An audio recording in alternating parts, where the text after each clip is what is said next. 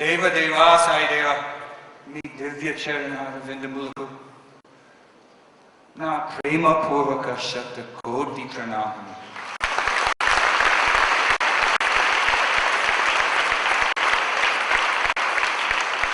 Dear brothers and sisters, respected elders, Sairam to you all.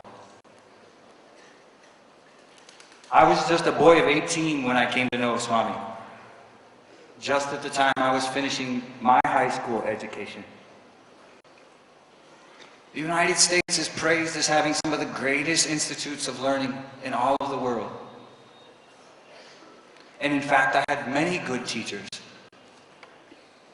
But I never got the one thing I wanted. My educational training never gave me the answer to my one burning question. Where should I find happiness in this world? How can I sustain happiness in my life? In America, young people go off to college in search of jita, looking for more and more jita, higher salary. But they're not looking to elevate their jivatam. They're not looking to elevate their lives. Education for me really truly began at age 18, when I came to know Bhagavan Sri Sathya Sai Bhagavan. Many people say that America's a very rich country. There's no poverty in America. Everything's of plenty. But that's wrong. America's full of poverty. Sure, poor people may have air-conditioned homes, cable television, and cars, one or two. But the poverty we suffer is a poverty of happiness, a poverty of values. Only Swami can come and solve the problems of our educational institutions, be they in India, Africa, or in the West. Once Swami asked me, what is Sai education? I was totally unprepared for the question. And out from my mouth I said, having faith in God. And Swami said, yes. But I had a doubt. In the secular West, it's not easy to talk about God. In fact, by law, we can't talk about God in public government schools. And so I put this doubt to Swami, and I said, Swami, it's difficult to talk about God in America. And Swami's answer was something beautiful, something that stayed with me. He said, God is just a word. God is just a word, he said. And then he went to talk on, not God, but the first part of the equation, faith. Faith in God. Swami went on to emphasize faith. Bhagavan explained, faith is required for every single person in this world. It is not just a religious value, it's a human value. Families can't operate without faith. Family members have to trust and rely upon one another, believing in one another. Organizations likewise can't operate properly without the value of faith permeating all of its employees. Swami has also said that even atheists live lives of faith. In fact, they find peace and go to bed at night contented only because they have faith that tomorrow the sun again will come up and they can go on living their lives. Faith isn't a religious value, it's a universal human value, Swami emphasized. From this moment, I took two important lessons. One, faith is an essential tenet of Sai education.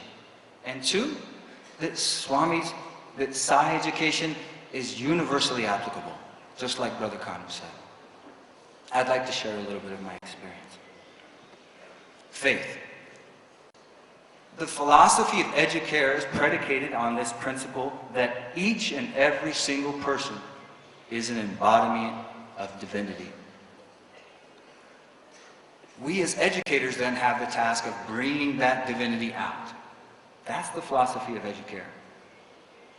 But in practice, the real children who come into our classrooms, they don't always look like embodiments of divinity. They come with a whole host of problems. The world's trampled upon their lives, and they come into our classrooms looking this way. But we sometimes separate the children and say, these children are good, but these children are not good. I can teach these children, but not these children. That's the moment when faith is most required of us. Not only should we have faith in our own divinity, but we have to have faith in the divinity within each and every child. And I tell you, brothers and sisters, from my own experience, unless children believe that we believe in them, they'll never move one step for us. No growth is possible, no transformation is possible. I'll share an example from my own practice. The school I teach at is a public school, a government school, and it has incredible economic diversity. It has some of the richest children in our entire city, and it has some of the poorest children in our city, all within the same building. Our school has the practice of separating those children. Better performing kids go into this class, lesser performing kids go into this class. Wealthy children end up at the top, poor children end at the bottom. The top bracket, they're given rigorous instruction. The best teachers are in those rooms, and every child's being prepared for college. The bottom track, the new teachers, less experienced, less prepared to handle the challenges of teaching children. Teaching watered-down curriculum with low expectations and almost no preparation for these children to advance themselves and move on to college. I argued to my colleagues. I said, fellow teachers, every single child is capable of meeting high expectations if we first expect them. And so I co-mingled these children together. I won't say it was easy. It took a lot of time. It was a lot of struggle. Struggling children needed extra help, extra time. But by the end of the year, when we had our final examinations, our classes outperformed all of the other classes.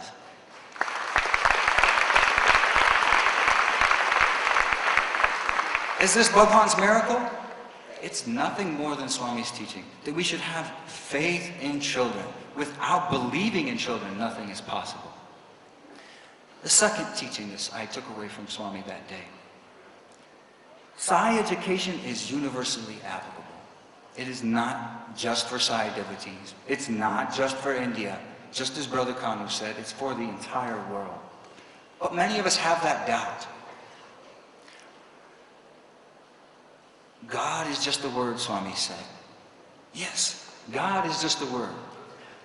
God can be, but this divinity can be signified by the 5 human values.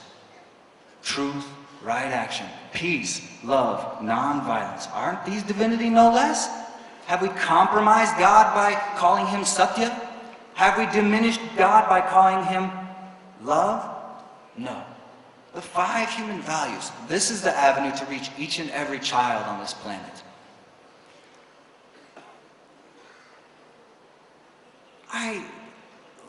A small example.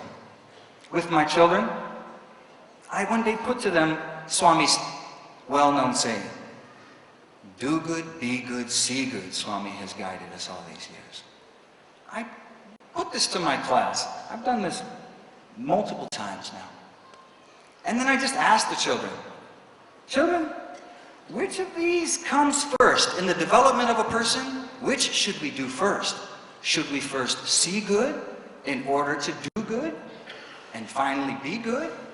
Or should we first do some good in order to become good and ultimately see good?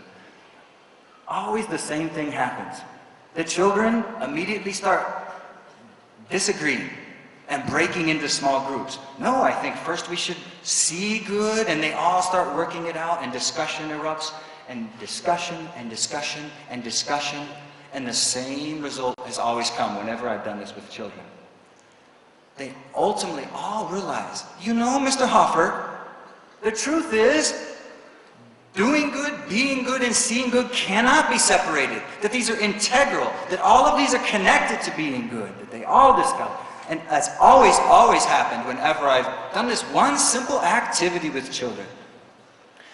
Swami's teachings are absolutely applicable in every single corner of this planet.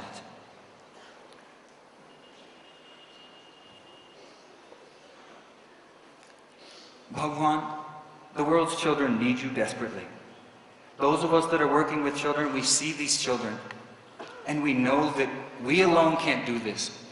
Institutions aren't going to do this. Governments aren't going to do this. We pray, Bhagavan, that you will lift up the children of this world. One last story. One time I was in Vrindavan, and I was standing with a group of boys outside Tri Vrindavan. Swami came outside of his house and just drifted down the ramp.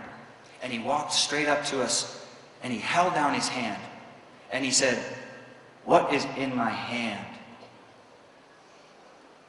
We were just quiet. We could see that nothing was in Swami's hand. And I'm sure more than one boy thought just that. Nothing's in his hand. And Swami started to repeat, "Nothing's in my hand, nothing's in my hand, everything's in my hand, everything's in my hand, everything is in my hand." Swami, we're all in your hands, Bhagavan. And nothing needs your help more than our institutions of education. I pray, Bhagavan, that you'll take us in your hand and lift us up and save us all from the suffering. Sai Ram.